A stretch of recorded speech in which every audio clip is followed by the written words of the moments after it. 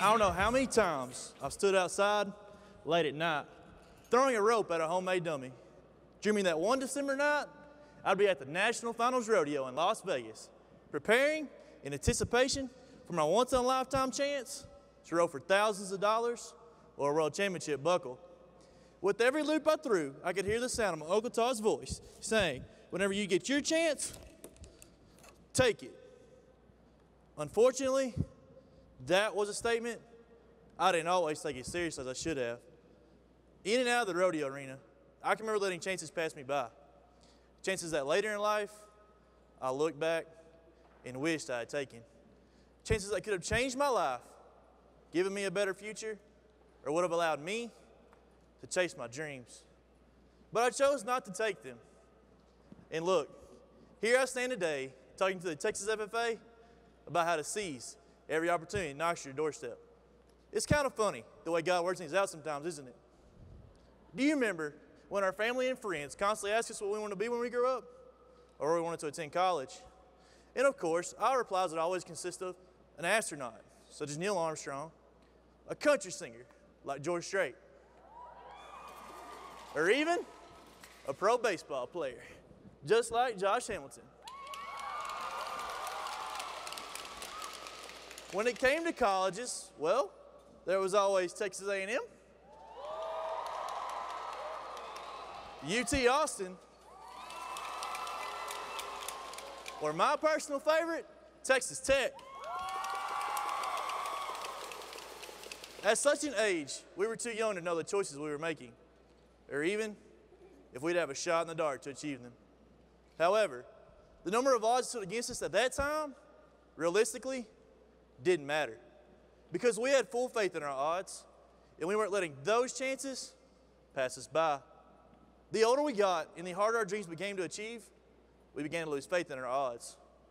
Probably because somewhere along the way, we were told we weren't smart enough, talented enough, or athletic enough. And slowly, we stopped taking chances to achieve those dreams simply because we hated the chance of failure. Now our dreams are a lot smaller. Instead of being the next George Strait, we're content singing in local karaoke. Rather than walking on the moon, we'd much rather watch it on TV. Instead of being the ones making those game-winning catches, we're the ones buying tickets and watching from the stands. When do we stop watching our chances pass us by and start becoming those worth watching? Every day, people pack up their belongings and move to America, simply for the chance at a better life. Many of us here today have gotten up at 4 in the morning, many times in freezing weather, just to go work with a crazy steer, so that maybe we might have a chance to make the sale at Houston. Every school year, high school football players will spend countless hours practicing, so they just might have a chance to come home with a W on Friday night. Pro rodeo cowboys will spend thousands of dollars on a gamble each and every night, so that in December, they just might have one small chance to come home with a world championship buckle. You see, much like air itself, chances surround us each and every day. But instead of putting forth all our efforts, we hold back and don't take those chances offered. 3 years ago, I was presented the chance to run for district officer. I told my teacher no when he first proposed the idea because I didn't think that I had the talent nor the time. I was too wrapped up in my own little world to realize the challenge that had just been presented to me. But luckily, my teacher signed me up anyways and told me 3 days before that I had to take a test and give a speech. At my district officer tryouts, I managed to stumble through my speech enough to get elected to be the Long Beach District Sentinel. But what really made my day was when a close friend came up to me and told me that he couldn't tell that I had a speech impediment or the social anxiety disorder. You see, I didn't realize my chance at first, but once I finally took it, absolutely nothing held me back. And just look where I stand today. Do you remember how I said it's funny the way God works things out sometimes? Well, I'm 20 years old, and the last 6 months have been the first months I've ever truly spent with my dad. This man is Dr. Tony Gene Smith. He achieved 3 degrees, a doctorate. He's the single founder of the United Pro Rodeo Association, a dairy farmer, rodeo producer and judge, auctioneer, pilot, ag teacher, and the 1982 UPRA champion steer wrestler. He played many different roles and wore many different hats. But the one role that he never got to play was the role of being my dad.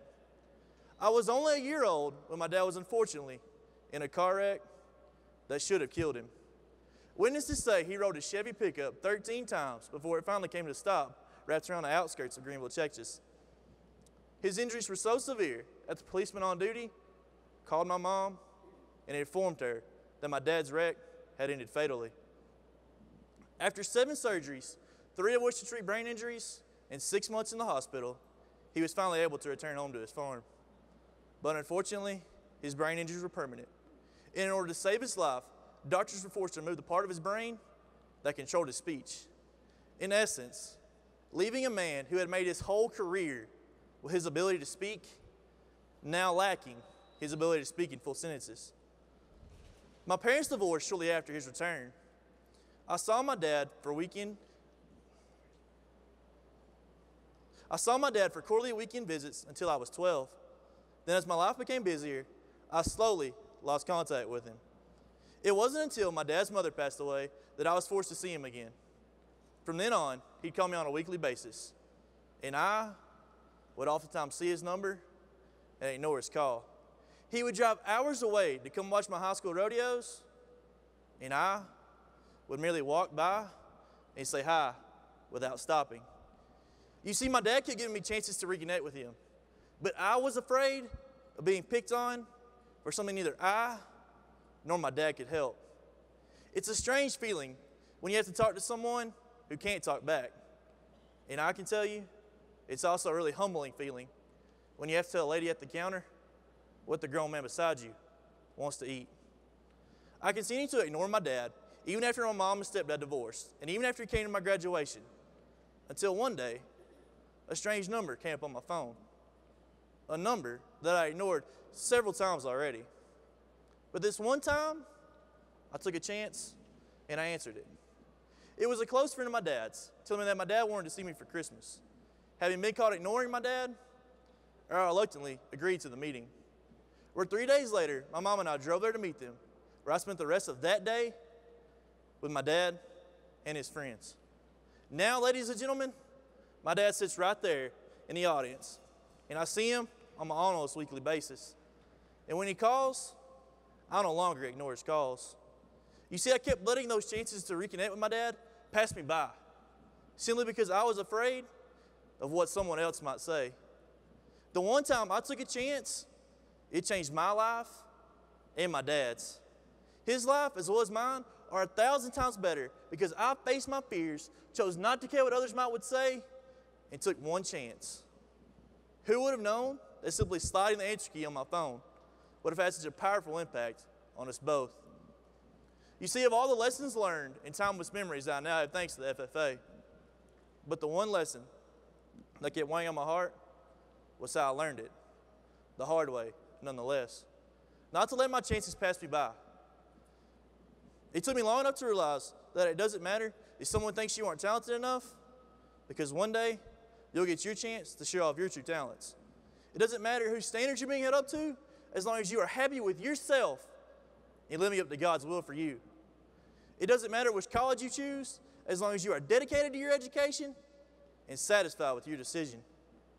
Where you go in life is up to you. And how far you take your dreams depends on those chances that you're willing to take. Texas FFA, it's time for us to stop watching our chances pass by and start becoming those worth watching. I mean, look, I took my chance and look where I stand today. And I mean, we only do get one chance at life. And I mean, who knows? I just might get my chance to rope one in Vegas one day. Texas FFA, it's time for us to stop being the ones singing karaoke and start getting the recording contracts. It's time for us to stop watching world-changing events on TV and start taking a physical part in them. It's time for us to stop being the ones watching the game from the sidelines and start taking the chances to achieve our dreams. Now is our time to start taking those chances to achieve our dreams, so whenever you get your shot, take it.